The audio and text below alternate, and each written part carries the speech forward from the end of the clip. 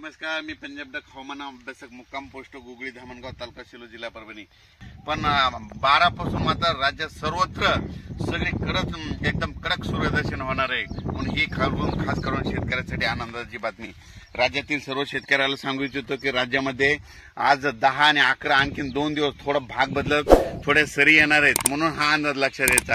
पण राज्यात मात्र 12 तारखेपासून मराठवाडा, पश्चिम महाराष्ट्र या भागामध्ये चांगलं सूर्यदर्शन घडणार आहे, म्हणून हा अंदाज लक्षात द्यायचा। आता नेमकं 12 तारखेपासून सूर्यदर्शन कोणत्या कोणत्या जिल्ह्यात जास्त होणार आहे हे तुम्हाला सांगतो।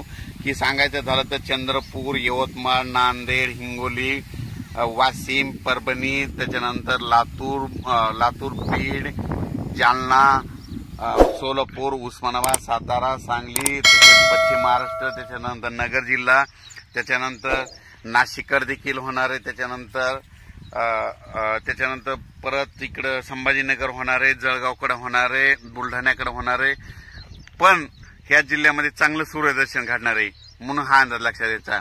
बरेच डाळिंब शेतकऱ्याचे फोन आले होते की त्यांना म्हणजे उन्हाची गरज आहे, म्हणजे त्याच्यामुळे त्यांच्यासाठी खास करून डाळिंब शेतकऱ्यासाठी ही खास करून आनंदाची